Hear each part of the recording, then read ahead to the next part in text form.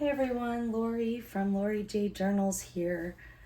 I'm recording this video mostly because once I finish a project, I often have people ask me if I've created a tutorial for it, and most of the time I say no because I didn't really think of it. I was just working on a project. So I don't know if this will make it to my channel or not, but I thought I would record my process here. Again, I don't know how long this project is going to take, and it might end up being a series of videos as an attempt again to keep my videos short. But what I'm working on is, a few months back, I pulled up my underpaper from my craft desk. And for those of you who are curious and don't know, underpaper is really just a large piece of paper that you put over the top of your desk surface so that when you're working with inks and other multimedia that are liquid and staining, that you don't ruin your desktop. So a few months back, I pulled one up, and I didn't do any videos. If you want to see those journals, you'll actually have to hit my my Instagram, which is at Lori J Journals, same name as my YouTube channel. And I created a series of journals out of that paper that I called Little Miss Messy journals. Well, since then, I've sold a few of them, and then one person in particular who really likes them comes back and asks me, oh, can you make another one for one of my friends? And so I'm on journal number 3 for her. And with that, I pulled up my most recent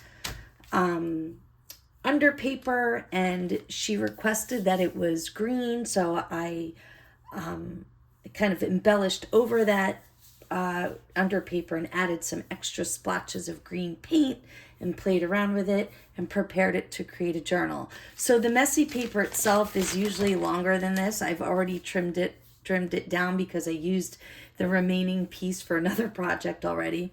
Generally goes about, the length of my desk.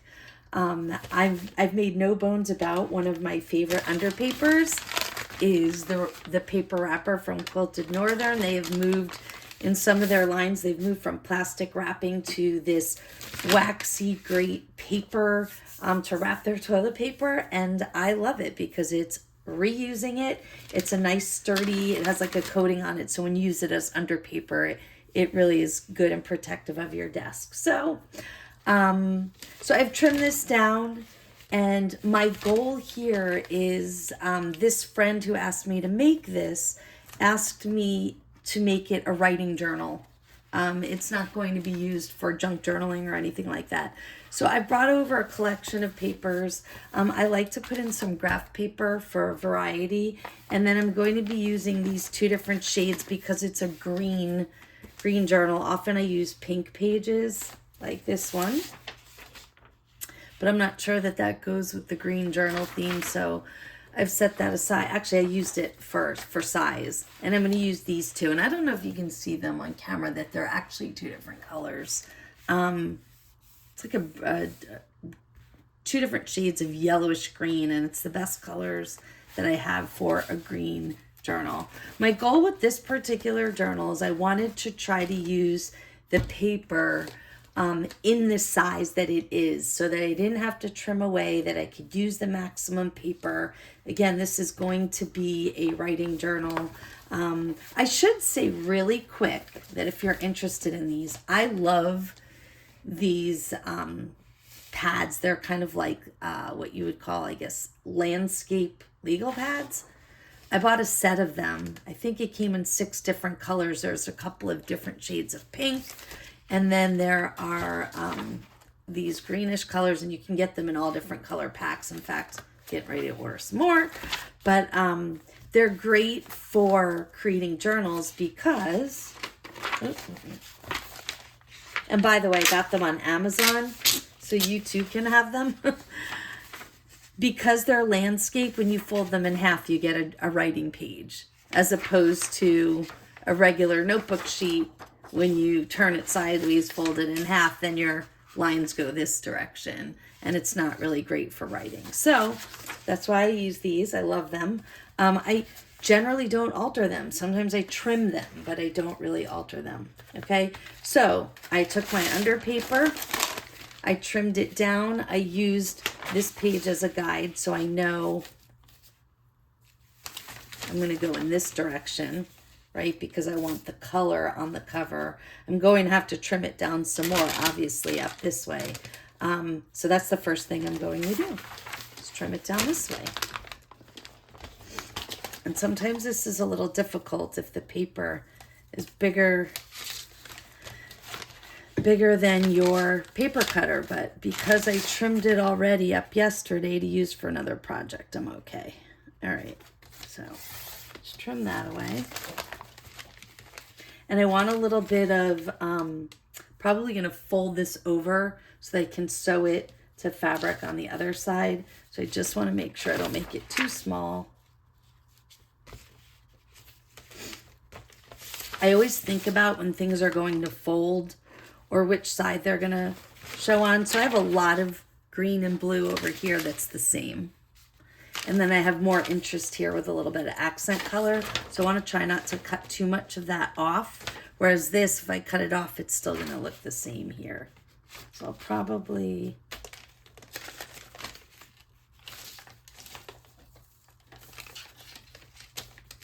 that should be about right. I might have to trim it a little bit more as I'm actually folding and making the cover, but this will get it to a workable size and shape.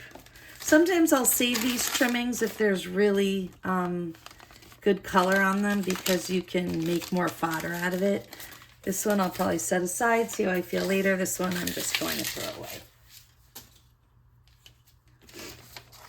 All right, next step is deciding, I should tell you, the structure of my cover is going to be from my, one of my favorites, Amazon packaging. I generally don't worry too much about peeling off labels, but I'm giving this, this is being made for somebody else I don't know. So I just, I'd rather not have my address label on it. It's no big deal. All of this will get covered, so it's really not a big deal if it doesn't look great. It's really just making sure it's smooth, so then when we cover it, and I can cover this side, or I can do this side, and I think I'm actually going to use the paper part of the cover on this side, so that when I put fabric on the inside, that it will smooth out kind of these irregular bumps and things. So with this, I've already picked out a couple of different fabrics. So I can stick with the green theme and go really green. And my friend Kathy, who's asked me to make this for her friend, said green. And I think this is really great green. I can stick really green with that. I also took this out. I don't think I'm going to use this. Let me open it up. But this is just a quarter. I think I got it from Joann's. And it's a great piece of fabric. It has green in it, but I feel like it highlights the turquoise blue as much as it does. I mean, it goes really well, right? I've got lots of green and turquoise. But I think I'm going to stick with the green because we're talking about the inside of the journal anyway, and much of these dragonflies would get covered up. Okay, so let me set the paper aside for just a minute because we're going to work on cutting the fabric. And actually, I'm setting everything aside, going across my camera. Okay, I do need this for measurement purposes.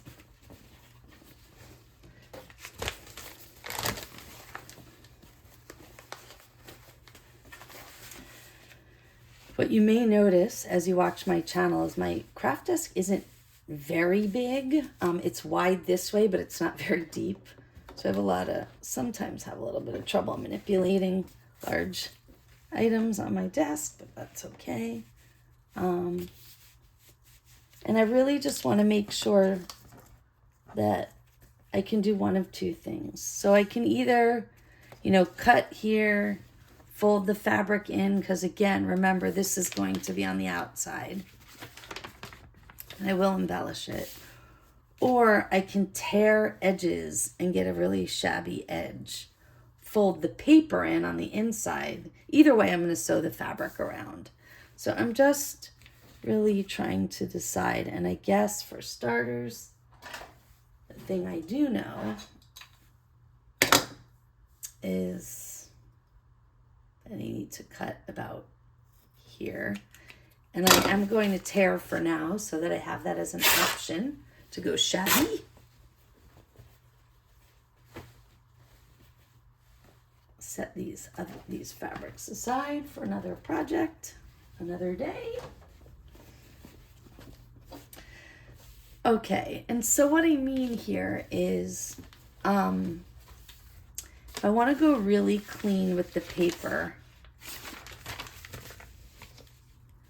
I should do the folding in technique. Nobody wants to see the inside of a toilet paper wrapper, right? And I didn't leave myself a lot of folding room at all. So I think I am going to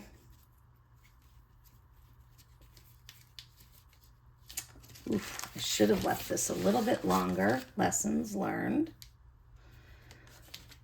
But I think when I sew over, it'll be okay. Okay, so I think what I'm going to do first.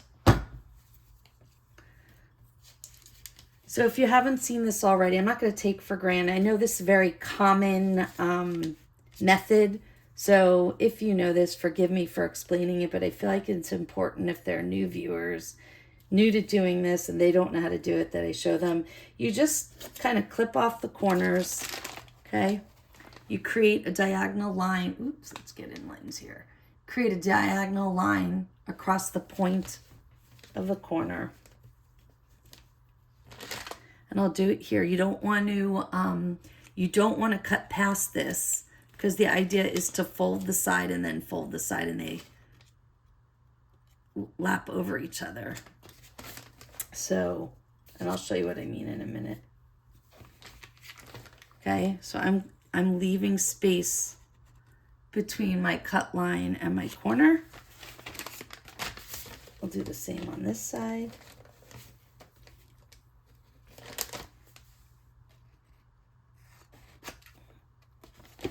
You'll see crafters all over YouTube using different scissors. I always talk about how I love these Fiskars spring-loaded ones. They're just really easy to control when you're using one hand. Okay, so now what I'm going to do, and remember, the side that you're looking at now is the inside. It's going to have fabric over it, so nothing you see here is going to matter so much. We just want to make sure we try to get clean edges. And you'll see people do this all different ways. They'll do the sides first, they'll do the bottom, the top, whatever it is. I don't really have a specific method. I just go with the flow. All right. So I'm using Fabri-Tac. You can use tacky glue. You can really use whatever you want. You just want a solid hold glue so that it doesn't come apart. I'm trying to make sure that here I have enough of an edge to fold over. That's, if I don't leave myself enough of an edge, it's going to be hard to get a nice clean line on the end of the journal. So that's what I'm working on first. I said, I should have left more on each end. I cut myself a little too short to be a little bit challenging. Okay, the next part will be the bottom. I'm already a little bit concerned about this bottom left corner because my edge is hanging over, but what I might do is give the corner just a teeny bit of a trim. Let's see. No, I think it's going to be okay when I fold. I'll just wing it.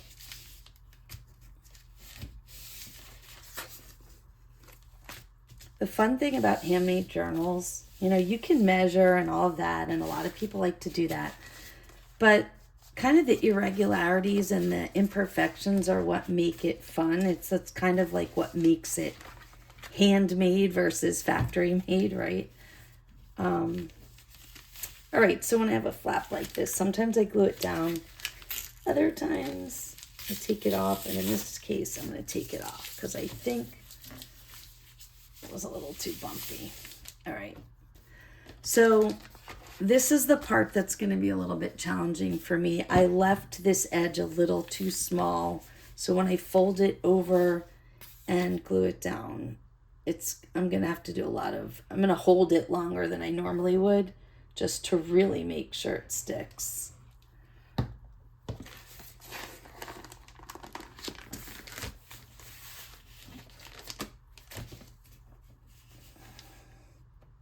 It's not as bad as I thought. It's working out okay. We'll do the same on this side.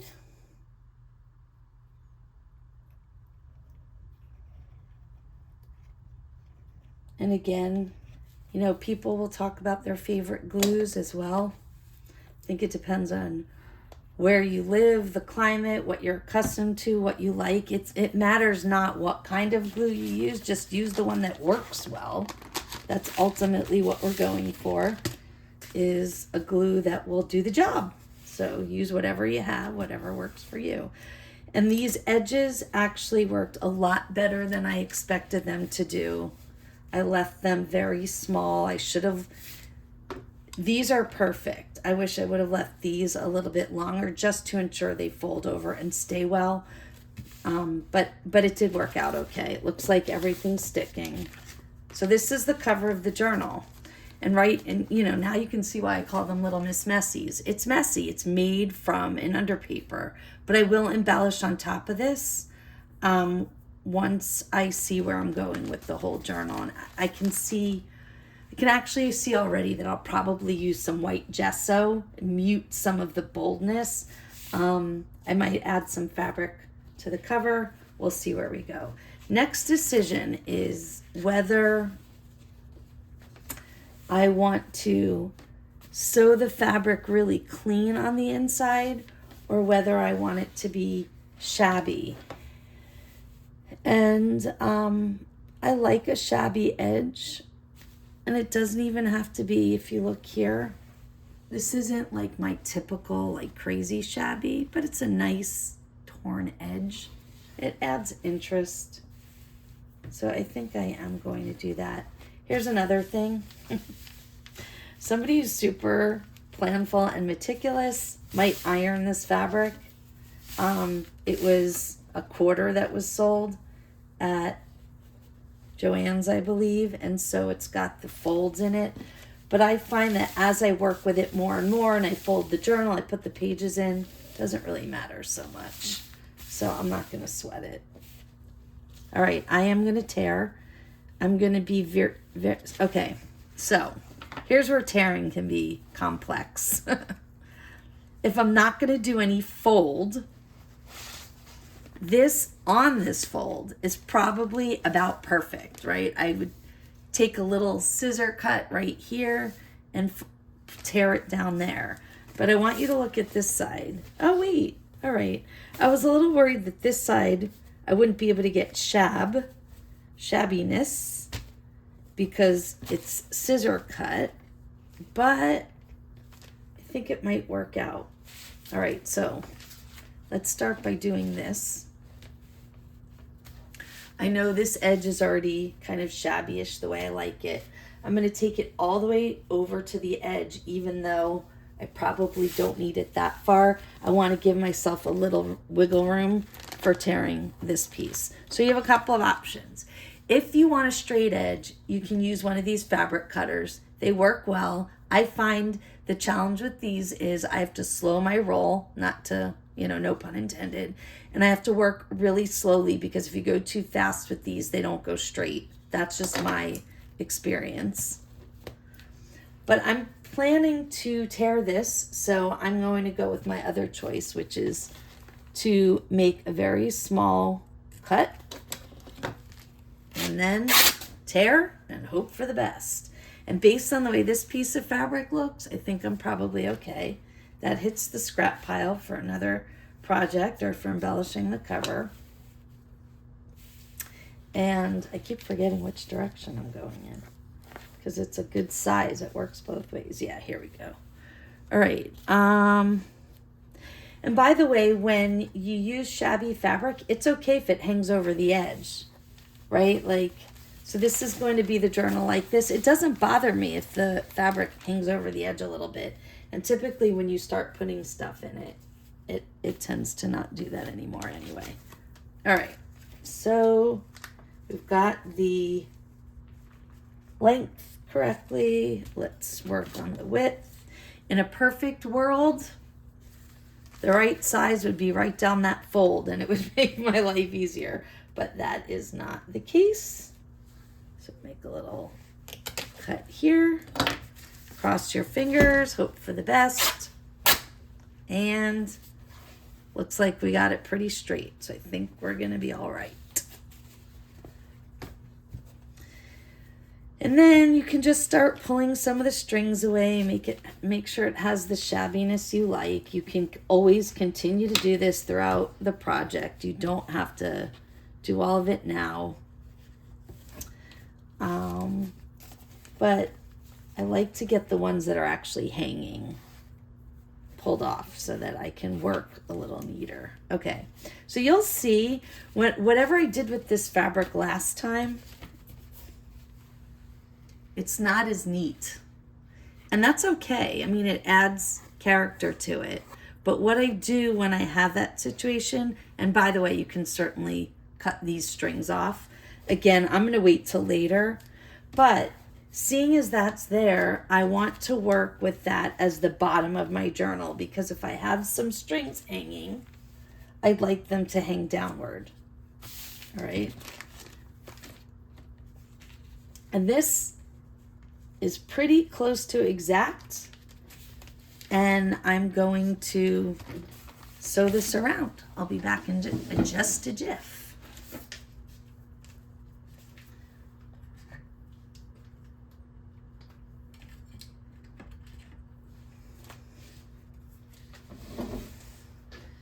So really quick before I do that, let me share my pre-thought process. I've been playing around with a fun edge lately. I just finished something. Oh yeah, I can show you that I did what I did with it. I've been playing around with this stitch. I like this stitch, the one that goes a little bit straight and then zigzag. That's been fun. I can do something like that. I can do your typical zigzag edge all the way around, which is what I'm thinking I might do. Or I can do a messy straight stitch. And now as I'm saying it out loud, if I do a messy straight stitch, it probably goes with my Little Miss Messy journal. And when I do that, I go twice around. So meaning it's not a perfectly straight stitch. I'm using the straight stitch and I'm just creating a little bit of a mess going around. So I'll show you what I mean by that.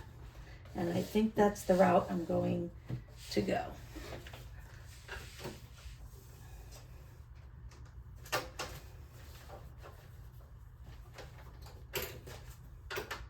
I'm going to apologize in advance. I don't have advanced editing skills yet.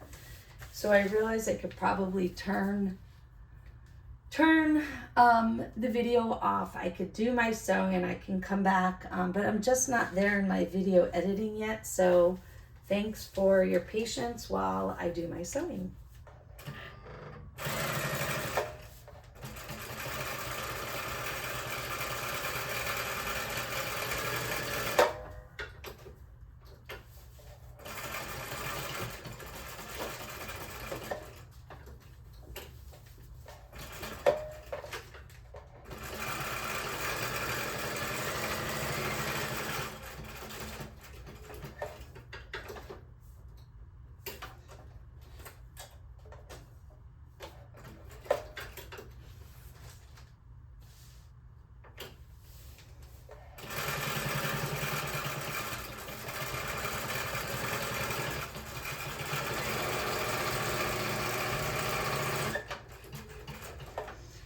fun thing about a messy straight stitch is you don't have to worry about making sure that you're in a straight line, because you're going to go around twice and make it look intentionally a little bit messy.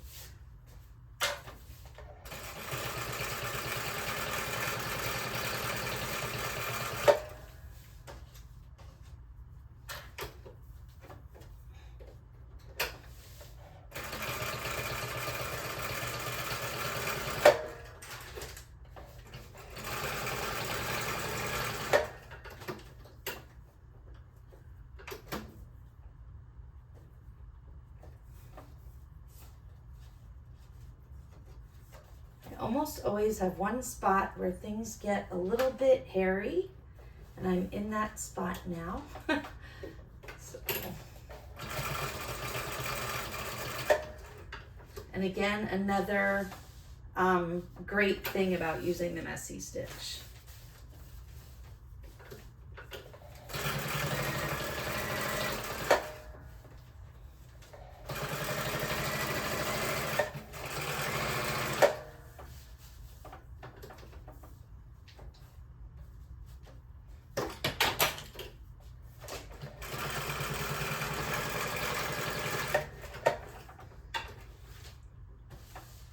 I'm going my second time around. I'm almost finished.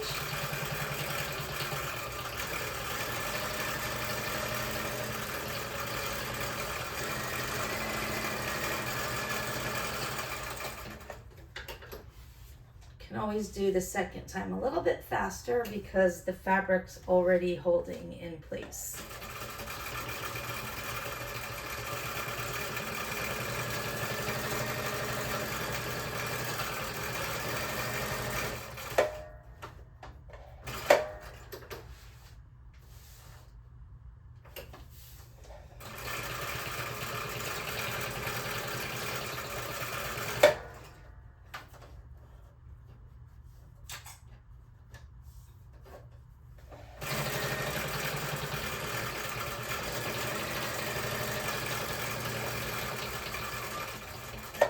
Almost there, one more side to go.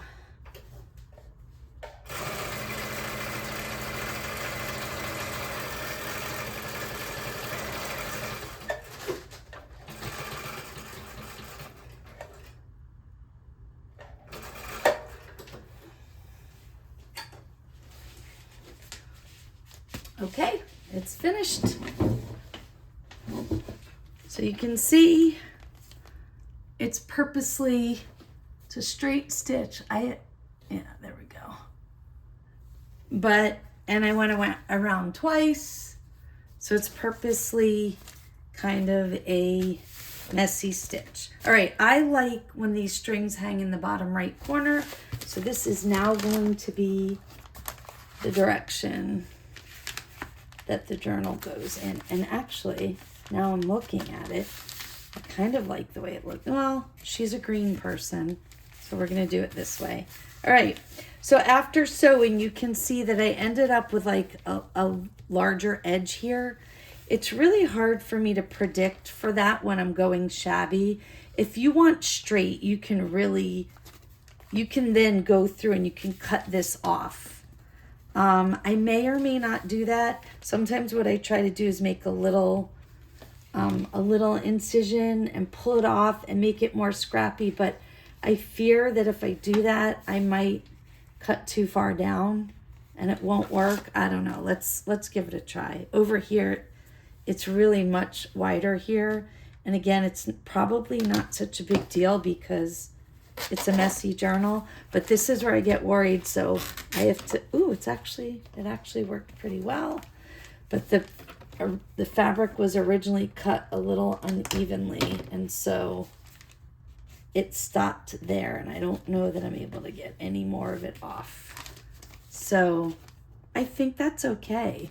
That's kind of the center when you think about the signature pages being in there. I don't know. Let's see. Let me see if I can get a little bit more off.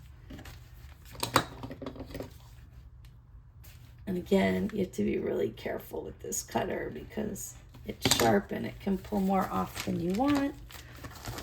And it just means that I have to play with this piece up here to get it shabby later. And that's fine.